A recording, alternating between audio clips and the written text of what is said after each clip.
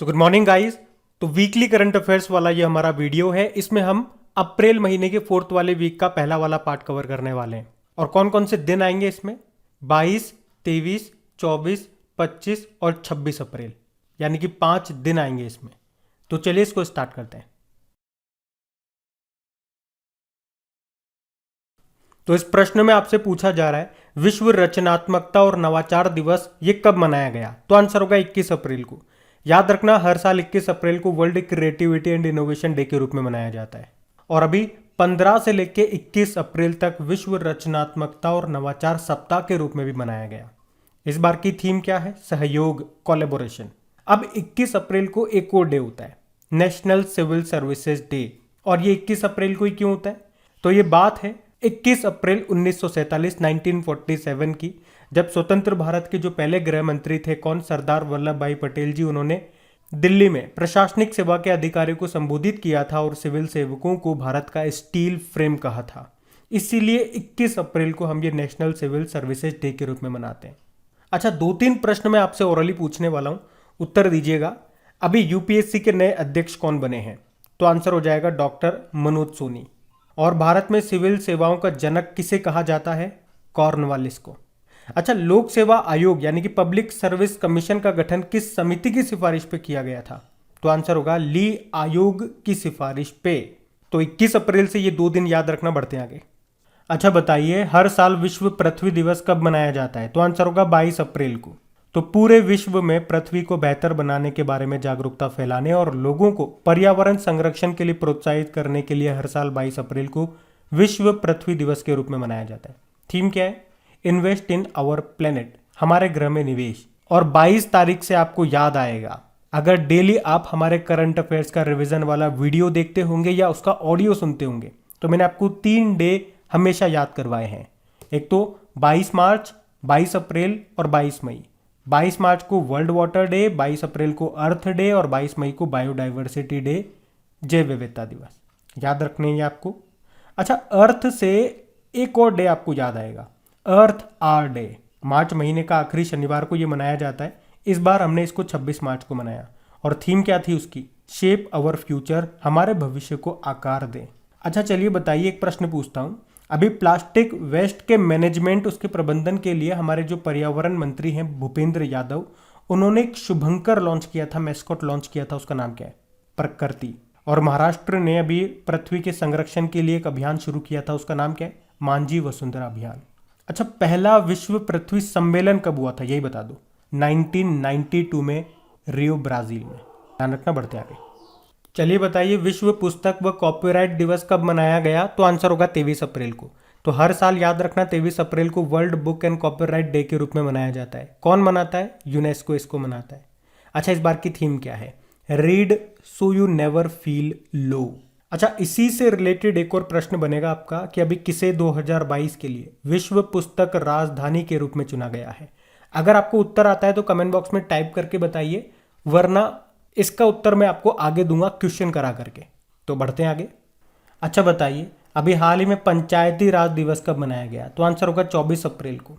तो हर साल 24 अप्रैल को नेशनल पंचायती राज दिवस के रूप में मनाया जाता है। पहली बार इसे 2010 में मनाया गया था। अच्छा, वैसे 24 अप्रैल को ही क्यों मनाते हैं, ये भी तो प्रश्न बनेगा। क्योंकि 24 अप्रैल 1993 को ही 73वां संविधान संशोधन लागू हुआ था।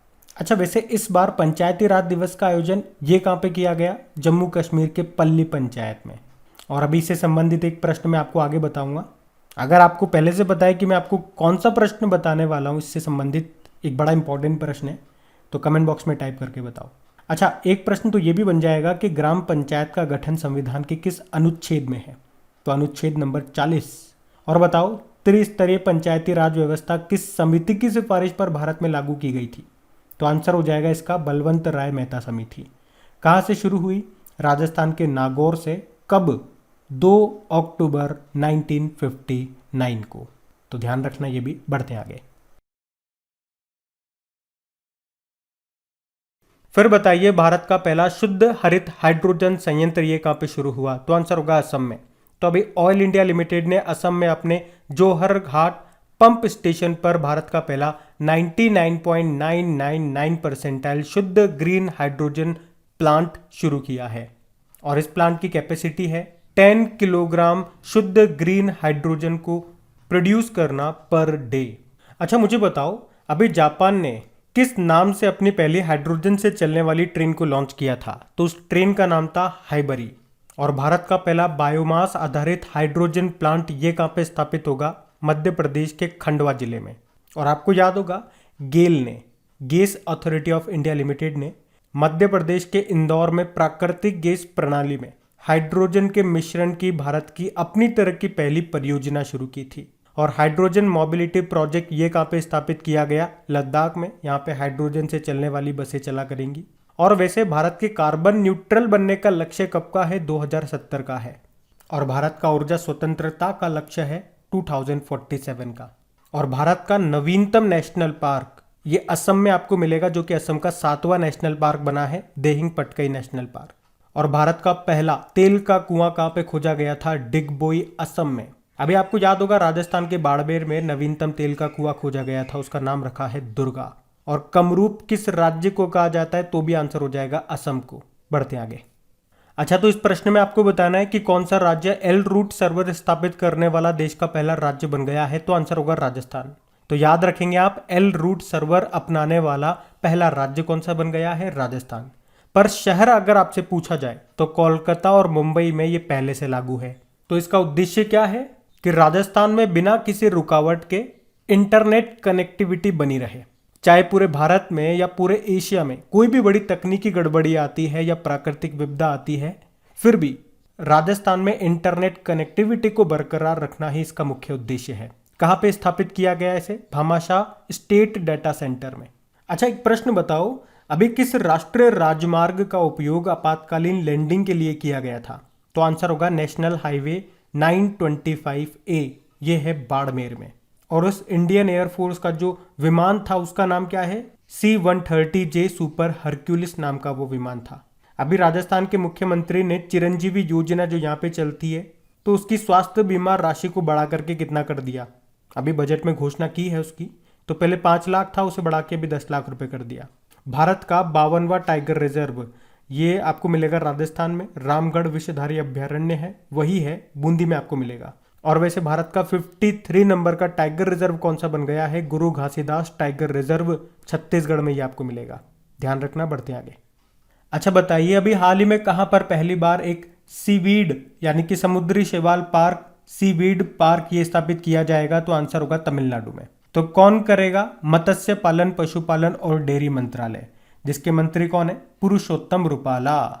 तो इन्होंने मछुआरों की आजीविका में सुधार करने के लिए देश में पहली बार एक समुद्री शैवाल पार्क स्थापित करने की घोषणा की है। कहाँ पे? तमिलनाडु में।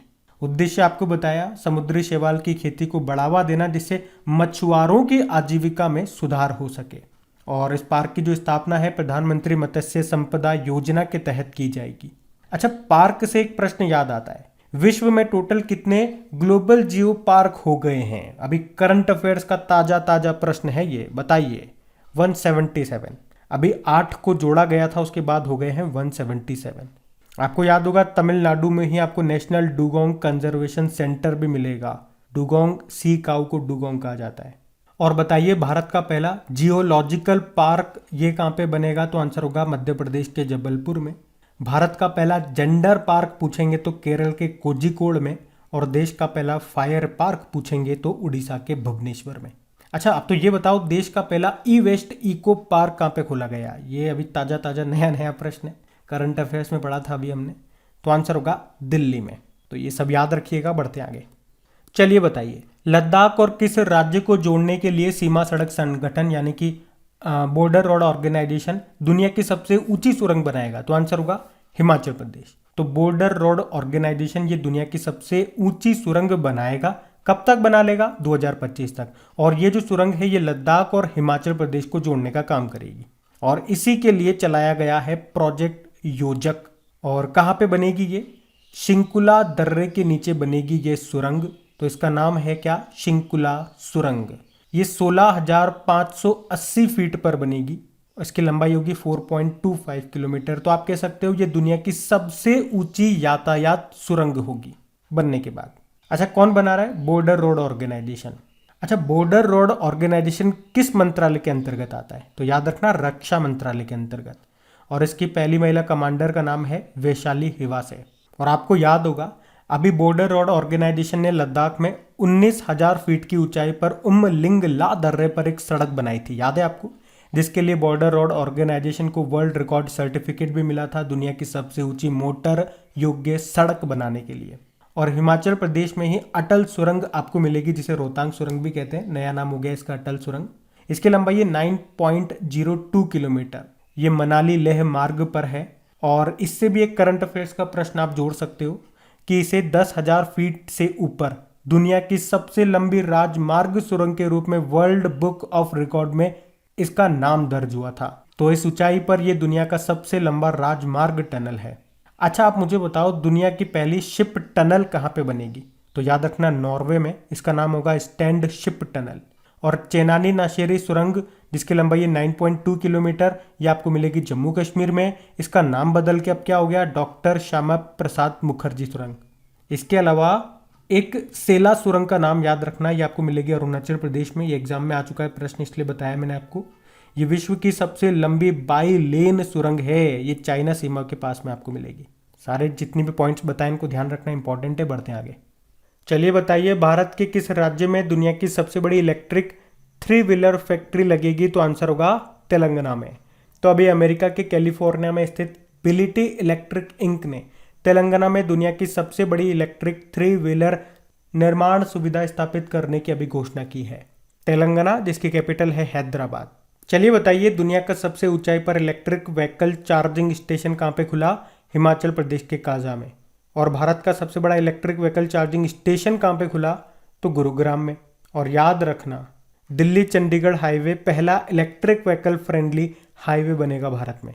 कि भारत की पहली इलेक्ट्रिक व्हीकल सिटी ये कौन सी है? गुजरात की केवड़िया है। यहीं पे तो है statue of unity, Sardar Patel जी की स्टेच्यू, साधु बेट द्वीप पर है, नर्मदा नदी के किनारे, जिसके वास्तुकार है राम विसुतार। अच्छा, वर्ल्ड इलेक्ट्रिक व्हीकल डे कब मनाया जाता है? 9 सितंबर को। बढ़ते आगे। चलिए बताइए, अप्रैल 2022 को पहला अतुल्य भारत अंतर्राष्ट्रीय क्रूज सम्मेलन 2022 का आयोजन कहाँ पे किया गया? तो आंसर होगा मुंबई में। तो याद रखिएगा, पहला अतुल्य भारत अंतर्राष्ट्रीय क्रूज सम्मेलन, ये आयोजन इसका हुआ था 14 और 15 अप्रैल को। कहाँ पे? मुंबई में। जिसका उद्देश्य क्या है? क्रूज पर्यटन को बढ़ावा देना और भारत को एक क्रूज हब के रूप में विकसित करना, इस सम्मेलन का मुख्य उद्देश्य था। वैसे हमारे शिपिंग मंत्री कौन है? सर्बानंदा सोनोवाल है। आयुष मंत्रालय भी है इनके पास। अच्छा, मुंबई से अभी आपको याद आएगा, अभी मुंबई को और एक और शहर है, उसका नाम तो आप ही बताएंगे। इन दोनों को tree city of the world के रूप में अभी चुना गया था 2021 के लिए। और 2050 तक शुद्ध शून्य कार्बन उत्सर्जन का लक्ष्य निर्धारित करने वाला पहला दक्षिण एशियाई शहर भी बना है मुंबई ही। उसके अलावा आपको पता है, जो बुलेट ट्रेन चलेगी मुंबई से अहमदाबाद चलेगी, और बुलेट ट्रेन के लिए पहला स्टेशन कहाँ पे तैयार हो रहा है? सूरत में। और 2023 में अंतर्राष्ट्रीय ओलंपिक समिति सत्र की मेजबानी भी करेगा कौन? मुंबई। याद रखना। बढ़ते आगे। चलिए बताइए, अभी हाल ही में किस शहर ने देश की पहली डिजिटल बस सेवा का उद्घाटन किया? तो आंसर होगा मुंबई। तो मुंबई की पहली पूरी तरह से डिजिटल बस सेवा को अभी हाल ही में गेटवे ऑफ इंडिया से चर्च गेट मार्ग पर अभी लॉन्च किया गया। और इसने देश में पहली बार 100% डिजिटल बस सेवा होने का दावा भी किया है, जिसका उद्देश्य क्या है? बस टिकट प्रणाली के डिजिटलीकरण को बढ़ावा देना। इस बस में टैप इन टैप आउट एक सुविधा है, जिसमें यात्री अपने स्मार्ट कार्ड का उपयोग करके या अपने स्मार्टफोन पर इंस्टॉल किए गए चलो एप्लीकेशन का उपयोग करके टैप कर सकता है। ध्यान रखना ये। बढ़ते आगे। चलिए बताइए, अभी किस भारतीय मूल की अमेरिकी को उपराष्ट्रपति कमला हैरिस का कार्यकारी सचिव और रक्षा सलाहकार नियुक्त किया गया? तो आंसर होगा शांति सेठी। कमला हैरिस कौन है? आप जानते हो, अमेरिका की पहली महिला उपराष्ट्रपति हैं। ये 49 नंबर की हैं। और अभी इनका कार्यकारी सचिव और रक्षा सलाहकार शांति सेठी को नियुक्त किया गया है। और ये भारतीय मूल की तो है ही सही, साथ में अमेरिकी नौसेना में जंगी जहाज की पहली महिला कमांडर भी हैं शांति सेठी। याद रख सकते हो आप कि जो हमारी कमला हैरिस है वो बड़ी शांति प्रिय है, वो लड़ाई दंगा नहीं चाहती हैं। तो रक्षा सलाहकार के रूप में उन्होंने किसको रखा? जो खुद भी शांति प्रिय हो। नहीं तो कोई ऐसी सलाह दे दे कि लड़ाई करो, ये बम फोड़ दो, ये कर दो, तो नुकसान हो जाएगा। तो शांति प्रिय है दोनों की दोनों, इनका नाम भी है शांति। अच्छा मुझे बताओ, अभी अमेरिकी सुप्रीम कोर्ट में पहली अश्वेत महिला न्यायाधीश कौन बनी? केंतांजी ब्राउन जैक्सन। अभी उत्तराखंड विधानसभा की पहली महिला स्पीकर कौन बनी थी? Ritu Khanduri Bhushan. National Highways Authority of India की अध्यक्ष कौन बनी थी? अलका उपाध्याय। और ओएनजीसी की पहली महिला सीएमडी कौन बनी थी? अलका मित्तल बनी थी।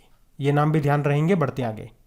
चलिए अब बताइए, अभी अप्रैल 2022 में किसे सैन्य अभियान का महानिदेशक, director general of military operation नियुक्त किया गया? तो आंसर होगा मनोज कटियार को। तो अभी लेफ्टिनेंट जनरल मनोज कुमार कटियार को सैन्य अभियान का अगला महानिदेशक नियुक्त किया गया है। और मनोज से दो नाम आपको और याद आ जाएंगे। अभी नए आर्मी चीफ बने थे कौन? मनोज पांडे। और कौन से नंबर के हैं पूछ लेंगे तो 29 नंबर के। उसी के अलावा यूपीएससी के नए अध्यक्ष का नाम भी मनोज है, पूरा नाम है मनोज सोनी। अब एक प्रश्न का उत्तर आप दो, इरडाई IRDAI इसके नए अध्यक्ष अभी कौन बने? हिंट मैं आपको दे देता हूं, मनोज पांडे आपने बोला तो पांडे से याद आ जाएगा पांडा, तो आंसर हो जाएगा देबाशीष पांडा। अच्छा उत्तर ही मैंने दे दिया है, चलो कोई बात नहीं, आगे आपसे और प्रश्न पूछेंगे, उनका उत्तर देना। अभी बढ़ते आगे। अच्छा चलिए बताइए, भारत सरकार के प्रधान वैज्ञानिक सलाहकार कौन बन गए हैं? तो आंसर होगा अजय कुमार सूद। तो अभी प्रधानमंत्री के विज्ञान प्रौद्योगिकी और नवाचार सलाहकार परिषद के सदस्य अजय कुमार सूद को भारत सरकार के प्रधान वैज्ञानिक सलाहकार के रूप में नियुक्त कर लिया गया है। अच्छा अगर आपसे एग्जाम में प्रश्न पूछा जाए कि हमारे राष्ट्रीय सुरक्षा सलाहकार कौन है, national security adviser Ajit Doval है। और अभी उप राष्ट्रीय सुरक्षा सलाहकार डेप्यूटी नेशनल सिक्योरिटी एडवाइजर कौन बने? तो विक्रम मिश्री। अभी रक्षा मंत्रालय में सलाहकार कौन बने थे? विनोद जी खंडारे। और मुख्य आर्थिक सलाहकार कौन बने थे? अनंत नागेश्वरन बने थे। बताओ फाइनेंशियल एक्शन टास्क फोर्स के प्रेसिडेंट कौन बन गए? तो आंसर होगा टी राजा कुमार। अभी राष्ट्रीय वित्तीय रिपोर्टिंग प्राधिकरण नेशनल फाइनेंशियल रिपोर्टिंग अथॉरिटी के अध्यक्ष कौन बने? अजय भूषण पांडे। और फिक्की के प्रेसिडेंट कौन बने? संजीव मेहता बने। जबकि फिक्की के डायरेक्टर जनरल बने अरुण चावला। ये सारे नाम न्यूज में थे, ध्यान रखना, बढ़ते हैं आगे। अच्छा आइवरी कोस्ट के प्रधानमंत्री कौन बन गए? तो आंसर होगा पैट्रिच अची। तो अभी आइवरी कोस्ट के जो प्रेसिडेंट हैं अलासेन ओटारा, उन्होंने पैट्रिच अची को आइवरी कोस्ट के प्रधानमंत्री के रूप में फिर से नियुक्त किया है। आइवरी कोस्ट इसकी कैपिटल क्या होती है? यामोसुक्रो। करेंसी होती है साउथ अफ्रीकी CFA फ्रैंक। प्रेसिडेंट ओलासेन ओटारा है। बाकी बताओ अभी पाकिस्तान के प्रधानमंत्री कौन बने? शहबाज शरीफ बने। हंगरी की पहली महिला प्रेसिडेंट कौन बनी? कैटलिन नोवाक बनी। चिली के सबसे युवा प्रेसिडेंट कौन बने थे? Gabriel boric. याद रखना, बढ़ते आगे। अच्छा बताइए अभी किसे ग्लोबल पीस एम्बेसडर 2022 के रूप में चुना गया? तो आंसर होगा बबीता सिंह को। तो बबीता सिंह जो कि एक उद्यमी है और अभी उन्हें शिक्षा, खेल, कला, संस्कृति और कूटनीति के माध्यम से शांति को बढ़ावा देने के लिए उन्हें ग्लोबल पीस एम्बेसडर के रूप में चुना गया है। और ये जो सम्मान है ये एक वैश्विक नागरिक को दिया जाने वाला सर्वोच्च सम्मान है। अच्छा मुझे बताइए अभी ONGC की पहली महिला अध्यक्ष कौन बनी है? तो आंसर होगा अलका मित्तल। उसके अलावा national Highways Authority of India की अध्यक्ष कौन बनी थी? अलका उपाध्याय। और अभी सुशीला देवी पुरस्कार 2021 को किसने जीता था? उनके उपन्यास किंत्सुगी के लिए। तो आंसर होगा अनुकृति उपाध्याय। और हाँ, आगे बढ़ने से पहले मैं आपको एक बार फिर से याद दिला दूं, अगर आप में से कोई इस वीडियो को वेरी फर्स्ट टाइम देख रहे हैं तो इन सभी क्वेश्चंस का क्विज बना करके अपलोड कर दिया गया आपकी क्रैक एग्जाम एप्लीकेशन पे, ताकि इन सभी क्वेश्चंस को आप सुन तो लोगे लेकिन इनकी प्रैक्टिस भी तो आपको करनी है। बार बार क्वेश्चन की प्रैक्टिस करते रहो ताकि ये आपको एग्जाम तक कम से कम याद रहे। हमारा यही लक्ष्य है। एग्जाम देने के बाद भले ही आप इनको भूल जाओ, कोई दिक्कत नहीं है, लेकिन तब तक आपको ये याद होने चाहिए। और याद तभी होंगे जब आप इनके पीछे पड़ जाएंगे। पीछे पड़ जाओ मतलब बार बार रिवाइज करो, छोड़ो मत, पकड़ के रखो। देखो अगर चीज़ों को आपको याद करना है, अगर ये वीडियो आप पूरा देख रहे हो मतलब आप पढ़ाई के प्रति तो सीरियस हो। ये पॉइंट क्लियर हो गया। अब चीज़ों को आपको याद भी रखना है क्योंकि बहुत सारे सब्जेक्ट्स हैं आप लोगों के। भाई मैं तो एक ही पढ़ा रहा हूँ तो मैं तो इसी के बारे में बात करूंगा। अगर आप मैथ्स के टीचर से पढ़ते हो तो मैथ्स की बात करेंगे, साइंस वाले साइंस की बात करेंगे, लेकिन आपको सबको साथ लेकर के चलना है।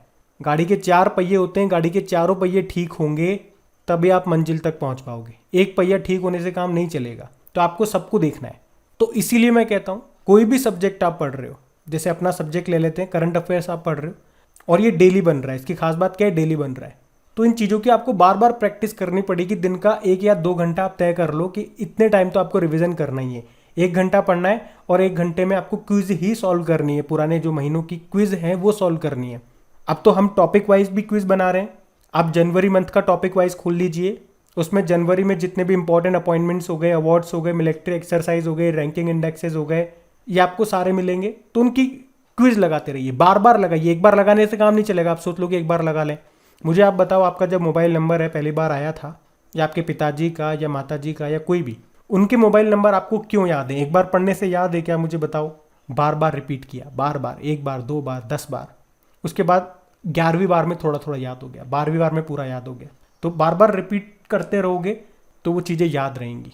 अब जैसे आपका मोबाइल नंबर चेंज हो जाएगा, तो आप ये जो पुराना वाला मोबाइल नंबर है उसे रिपीट करना बंद कर दोगे। नए वाले मोबाइल नंबर को रिपीट करते रहोगे तो नया वाला मोबाइल नंबर याद हो जाएगा, पुराना वाला आप भूलने लग जाओगे। तो रिपीटेशन की पावर होती है, रिवीजन की पावर होती है। याद करना है चीज़ों को, बार बार रिपीट करो, बस यही कहने का मतलब है। हम बढ़ते हैं आगे।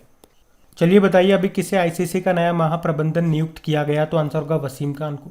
तो अभी आईसीसी ने पाकिस्तान क्रिकेट बोर्ड के पूर्व मुख्य कार्यकारी यानी कि चीफ एग्जीक्यूटिव वसीम खान को जनरल मैनेजर बनाया है।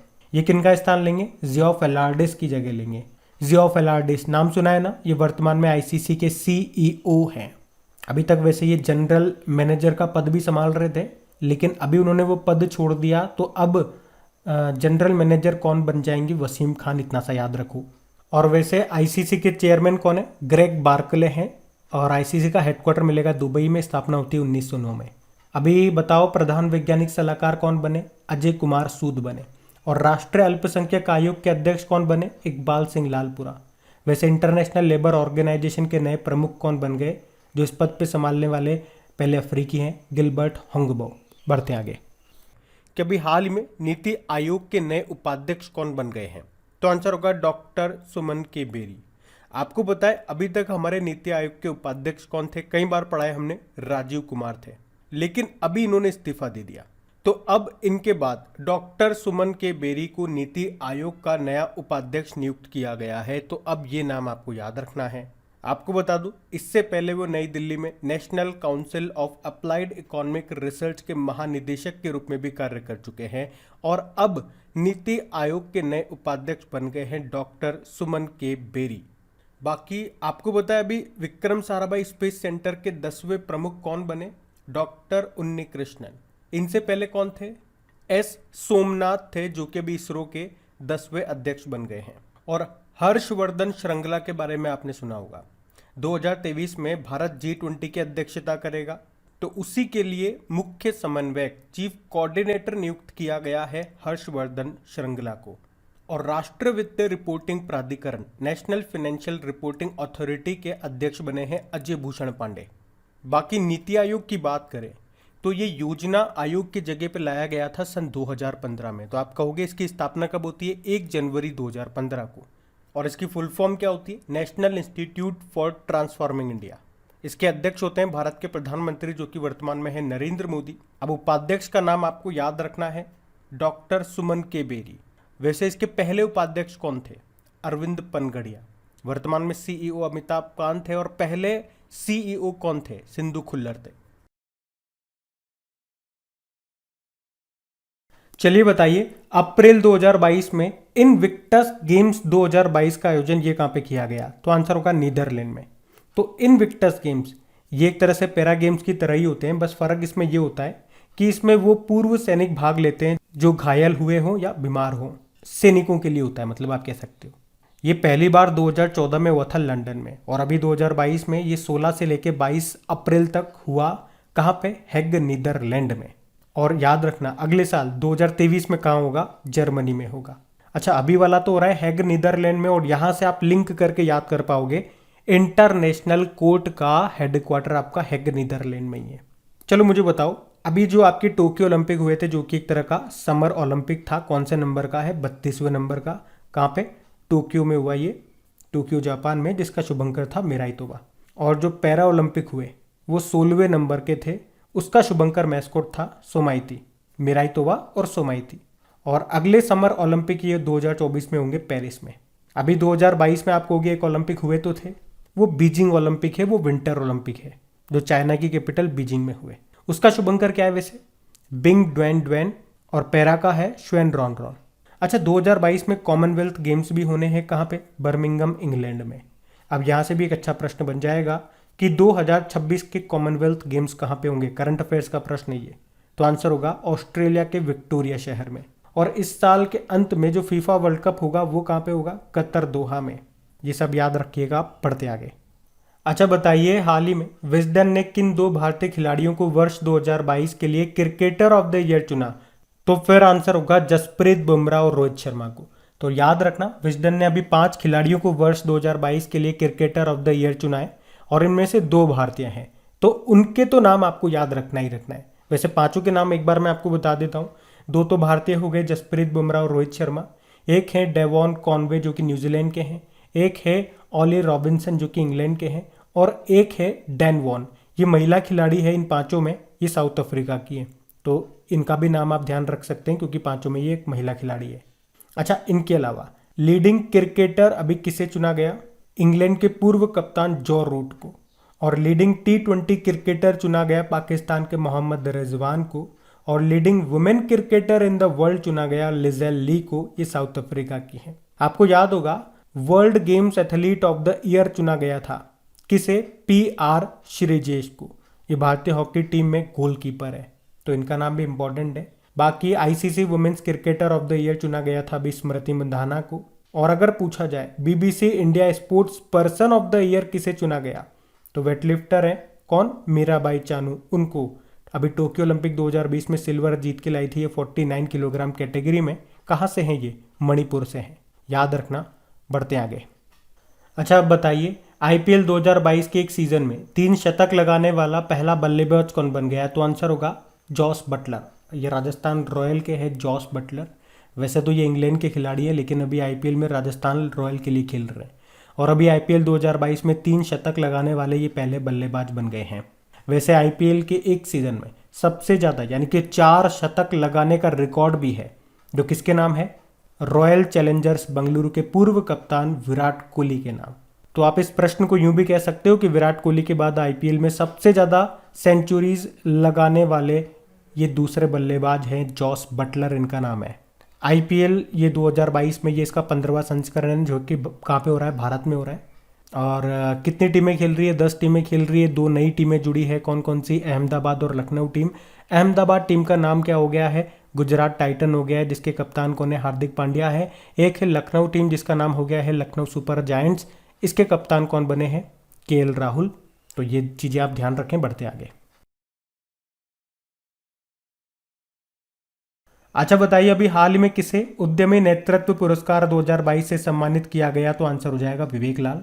तो जनरल एटॉमिक्स ग्लोबल कॉरपोरेशन के भारतीय अमेरिकी CEO हैं विवेक लाल, जिनको Indo American chamber of commerce ने रक्षा क्षेत्र में उनके योगदान की सराहना के लिए प्रतिष्ठित उद्यमी नेतृत्व पुरस्कार एंटरप्रेन्योर लीडरशिप अवार्ड के लिए चुना है। तो उन्हें global leader in defence and aviation sector पुरस्कार श्रेणी के लिए चुना गया है। क्या नाम है? विवेक लाल। बढ़ते आगे। अच्छा बताइए, अभी हाल ही में किसे यंग ग्लोबल लीडर अवार्ड से सम्मानित किया गया? तो आंसर होगा राघव चड्ढा को। तो आम आदमी पार्टी के नेता और राज्यसभा सदस्य हैं राघव चड्ढा, जिनको forum of young global leaders community के द्वारा यंग ग्लोबल लीडर के रूप में सम्मानित किया गया। ये फोरम सीमाओं और क्षेत्रों से परे वैश्विक स्तर के नेताओं के विस्तृत और दीर्घकालिक भविष्य को आकार देने के लिए प्रोत्साहित करता है। अभी हमने पढ़ा था ग्लोबल पीस एम्बेसडर 2022 किसे चुना गया था? तो आंसर होगा बबीता सिंह को। बढ़ते आगे। चलिए बताइए, अभी हाल ही में किसने फिनक्लूवेजन नाम से एक पहल को लॉन्च किया? तो आंसर होगा इंडिया पोस्ट पेमेंट बैंक। तो अभी इंडिया पोस्ट पेमेंट बैंक ने फिनक्लूवेजन नाम से एक पहल शुरू की है। आप जानते हो वित्तीय समावेशन को अंग्रेजी में क्या कहते हैं? Financial inclusion. तो इसी से बना है फिनक्लूवेशन। और इस पहल का सीधा सा उद्देश्य क्या है? सीधे शब्दों में अगर बात करेंगे तो भारत के हर व्यक्ति को बैंक से जोड़ना। और विश्व की सबसे बड़ी वित्तीय समावेशन की योजना कौन सी है? जनधन योजना, जो कि शुरू होती है 28 अगस्त 2014 को। वैसे इंडिया पोस्ट पेमेंट बैंक की बात कर लेते हैं पहले। इसकी स्थापना होती है 1 सितंबर 2018 को। नई दिल्ली में इसका मुख्यालय है। इसके MD CEO हैं J वेंकट रामू। इसका टैगलाइन होता है आपका बैंक आपके द्वार। अभी आपको याद होगा इंडिया पोस्ट पेमेंट बैंक ने ग्राहकों के डोर स्टेप बिल भुगतान सेवा को शुरू करने के लिए एनपीसीआई के साथ समझौता किया था। एनपीसीआई मतलब national payment corporation of India. चलो 2 प्रश्न आपसे पूछूंगा और वो भी डे वाले। वर्ल्ड पोस्ट डे कब मनाते हैं और नेशनल पोस्टल वर्कर्स डे कब मनाया जाता है? तो इसका उत्तर दो आप, जब तक मैं आपसे एक और प्रश्न पूछता हूं। सेबी की स्थापना किस समिति की सिफारिश पे की गई थी? तो आंसर होगा फेरवानी समिति। मैंने अभी पूछा था वर्ल्ड पोस्ट डे, तो 9 अक्टूबर आंसर आएगा आपका। नेशनल पोस्टल वर्कर्स डे, तो फिर आपका आंसर आएगा 1 जुलाई। याद रखना, ये बढ़ते आगे। अच्छा बताइए, अभी भूटान और सिंगापुर के बाद किस देश में भीम यूपीआई से भुगतान को स्वीकृति मिल गई है? तो आंसर होगा यूनाइटेड अरब अमीरात। भीम की फुल फॉर्म क्या होती है? भारत इंटरफेस मनी, और यूपीआई मतलब होता है यूनिफाइड पेमेंट इंटरफेस। अच्छा, वैसे इसका निर्माण किसने किया है? एनपीसीआई ने, यानी कि national payment corporation of India ने। आपको याद होगा इससे पहले भूटान ने अपनाया था, फिर सिंगापुर ने अपनाया है और अब तीसरा देश बन गया है इसको अपनाने वाला यूनाइटेड अरब अमीरात। और अगर प्रश्न आ जाए कि केवल यूपीआई को अपनाने वाला पहला देश कौन सा बना था, तो आंसर होगा नेपाल। अभी एनपीसीआई ने 1 से लेकर 7 फरवरी को UPI safety and awareness week के रूप में भी मनाया, तो ये भी आप ध्यान रखेंगे। और यूनाइटेड अरब अमीरात को ही अभी फाइनेंशियल एक्शन टास्क फोर्स ने अपनी ग्रे लिस्ट में शामिल किया था। और अभी विश्व की सबसे खूबसूरत बिल्डिंग कौन सी है और कहाँ पे स्थापित की गई है, ये आप लोग कमेंट बॉक्स में बताइए। हम बढ़ते हैं आगे। अच्छा बताइए, अप्रैल 2022 में प्रधानमंत्री गरीब कल्याण पैकेज बीमा योजना को कितने समय के लिए बढ़ाया गया? तो आंसर होगा 180 दिन। तो प्रधानमंत्री गरीब कल्याण पैकेज बीमा योजना जिसे शुरू किया गया था 30 मार्च 2020 को। और इसे क्यों शुरू किया गया था? तो कोरोना के समय हमारे जो स्वास्थ्य कर्मी हैं, यानी कोविड वॉरियर्स उन्हें कहा जाता है, तो उनकी कोविड के कारण अगर मृत्यु हो जाती है तो उनके परिवार वालों को 50 लाख तक बीमा राशि दी जाएगी इस योजना के अंतर्गत। तो हमने कहा योजना कब शुरू हुई थी? 30 मार्च 2020 को। और कब तक के लिए थी? 19 अप्रैल 2022 तक के लिए। पर अभी इसे 180 दिनों के लिए फिर से बढ़ा दिया गया है। अच्छा मुझे बताओ, वो जो आयुष्मान भारत योजना है कहाँ से शुरू किया गया था और उसे कब शुरू किया गया था? ये विश्व की सबसे बड़ी स्वास्थ्य बीमा योजना है। 5 लाख रुपए प्रति परिवार को मिलते हैं इसमें। ये रांची झारखंड से शुरू हुई थी 23 सितंबर 2018 को। और जो स्वनिधि योजना है, स्ट्रीट वेंडर्स, रेडी पटरी वालों के लिए जो योजना थी 10,000 रुपये उसमें लोन दिया जाता है, वो कब शुरू हुई थी? 1 जून 2020 को। वो भी याद रखना, बढ़ते आगे। अच्छा बताइए, अप्रैल 2022 में किस देश ने RS-28 सरमत मिसाइल का सफल परीक्षण किया? तो आंसर होगा रशिया ने। तो सरमत ये एक इंटर कॉन्टिनेंटल बैलिस्टिक मिसाइल है। मतलब जब एक मिसाइल एक महाद्वीप से दूसरे में जाती है तो इंटर कॉन्टिनेंटल शब्द का प्रयोग किया जाता है। तो ये एक इंटर कॉन्टिनेंटल बैलिस्टिक मिसाइल है। ये बेहद खतरनाक और विध्वंसकारी मिसाइल है जो अपने साथ परमाणु हथियार ले जा सकती है। इसका वजन 2000 टन से भी ज़्यादा है और ये दुनिया में किसी भी कोने में हमला करने में सक्षम है। इसके ऊपर 10 से 15 वॉरहेड लगाए जा सकते हैं। इसका मतलब ये हो गया कि ये एक साथ 15 स्थानों पर हमला कर सकती है। इसकी रेंज देखा जाए तो 18,000 किलोमीटर बताई गई है। तो किसने इसका सफल परीक्षण किया? अभी रशिया ने। इससे पहले आपको याद होगा रशिया ने किंजल मिसाइल का भी सफल परीक्षण किया था, जो कि रशिया की हाइपरसोनिक मिसाइल है। उससे पहले रशिया ने जिरकॉन नाम की मिसाइल का भी सफल परीक्षण किया था, जो कि एक हाइपरसोनिक मिसाइल है। और हुआसोंग मिसाइल भी हमने पढ़ा था, ये नॉर्थ कोरिया की है। इसे मॉन्स्टर मिसाइल भी कहते हैं। ये भी एक इंटर कॉन्टिनेंटल बैलिस्टिक मिसाइल है। और ब्रह्मोस मिसाइल तो हमारी है, जिसे भारत और रशिया ने मिलकर बनाया है, जो कि एक तरह की सुपरसोनिक क्रूज मिसाइल है। और हम आपको याद होगा ये प्रश्न एग्जाम में पूछा जा चुका है, जो मैं आपसे पूछ रहा हूँ कि कौन सा देश भारत से पहली बार ब्रह्मोस मिसाइल को खरीद रहा है, या फिर आप यूँ भी कह सकते हो कि भारत सबसे पहले किस देश को ये ब्रह्मोस मिसाइल को बेच रहा है? तो आंसर होगा फिलीपींस। अच्छा, क्या भारत के पास भी कोई इंटर कॉन्टिनेंटल बैलिस्टिक मिसाइल है क्या? तो आंसर होगा यस। उसका नाम है अग्नि 5, जिसकी रेंज 5000 किलोमीटर से ज़्यादा है। तो ये सब याद रखेंगे आप। बढ़ते हैं आगे। तो ये लीजिए वो प्रश्न आ गया जिसका आप लोग बेसब्री से इंतजार भी कर रहे होंगे। प्रश्न क्या है, किसे 2022 के लिए विश्व पुस्तक राजधानी के रूप में चुना गया? तो आंसर हो जाएगा ग्वाडलाजारा। अभी हम लोगों ने पढ़ा था ना, 23 अप्रैल को हर साल world book and copyright day के रूप में मनाते हैं और इसकी थीम थी read so you never feel low. तो अभी यूनेस्को ने 2022 के लिए मैक्सिको का एक शहर है ग्वाडलाजारा, इसको विश्व पुस्तक राजधानी के रूप में चुना है। तो आपको सिंपल सा याद रखना है, 2022 के लिए वर्ल्ड बुक कैपिटल किसे चुना गया? मैक्सिको के ग्वाडलाजारा को। इससे पहले 2021 के लिए चुना गया था तबलीसी को, और 2020 के लिए चुना गया था कुआलालंपुर को। ध्यान रखना, बढ़ते आगे। चलिए बताइए, अभी कर्नाटक के शिवमोग्गा हवाई अड्डे का नाम किसके नाम पे रखा जाएगा? तो आंसर होगा BS येदियुरप्पा। तो वर्तमान में तो कर्नाटक के मुख्यमंत्री कौन है? बसवराज बोम्मई है। अभी उन्होंने ही घोषणा की है कि निर्माणाधीन शिवमोग्गा हवाई अड्डे का नाम जो यहाँ के पूर्व मुख्यमंत्री थे BS येदियुरप्पा, उनके नाम पे रखा जाएगा।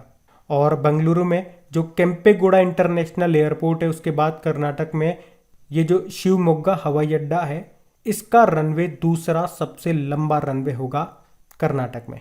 अभी इसी तरह से आपको याद होगा जो हरियाणा का हिसार एयरपोर्ट है, उसका नाम महाराजा अग्रसेन के नाम पे रखा गया था। उत्तर प्रदेश के अयोध्या एयरपोर्ट का नाम मर्यादा पुरुषोत्तम श्री राम के नाम पे रखा गया था। वैसे अभी गवर्नमेंट ने कहा है कि वो 2025 तक कितने नए एयरपोर्ट का निर्माण कर लेगी? तो आंसर होगा 220। ये भी ध्यान रख लेना आप, पढ़ते आगे। अच्छा बताइए, अभी किस संगठन ने लॉक्ड शील्ड नाम का एक साइबर रक्षा अभ्यास आयोजित किया? तो आंसर होगा नाटो ने। तो अभी नाटो ने अभी अप्रैल 2022 में दुनिया के सबसे बड़े और सबसे जटिल लाइव फायर साइबर रक्षा अभ्यास का आयोजन किया, जिसका नाम है लॉक्ड शील्ड। कहाँ पे किया? एस्टोनिया में। उद्देश्य क्या है? साइबर सिक्योरिटी विशेषज्ञों की स्किल्स में सुधार करना। और इस अभ्यास में विजेता कौन सी टीम रही, या यूं कह दूं विजेता कौन सा देश रहा, ये बताइए आप लोग, क्योंकि इसका उत्तर मैं आपको आगे दूंगा। वैसे डेली करंट अफेयर्स में ये सारे पॉइंट्स मैं आपको बता चुका हूं जो प्रश्न मैं आपसे पूछ रहा हूं। तो अगर डेली करंट अफेयर्स भी आप लोग देखते होंगे तो आपका साथ के साथ रिवीजन भी हो रहा होगा। अच्छा, नाटो की बात कर लेते हैं पहले। नाटो की स्थापना होती है 1949 में। हेडक्वार्टर ब्रुसेल बेल्जियम में है। इसके टोटल मेंबर कंट्रीज हैं 30। महासचिव कौन है? जेंस स्टोल्टेनबर्ग है। इनका कार्यकाल अभी 1 साल के लिए बढ़ा दिया गया। आपको पता होगा अभी नाटो ने 2 एक्सरसाइज किए थे। कोल्ड रेस्पॉन्स एक्सरसाइज जो कि नॉर्वे में किया था, और एक नेपच्यून स्ट्राइक 22 किया था भूमध्य सागर में, जो कि एक समुद्री अभ्यास है मेडिटेरियन सी में। बढ़ते हैं आगे।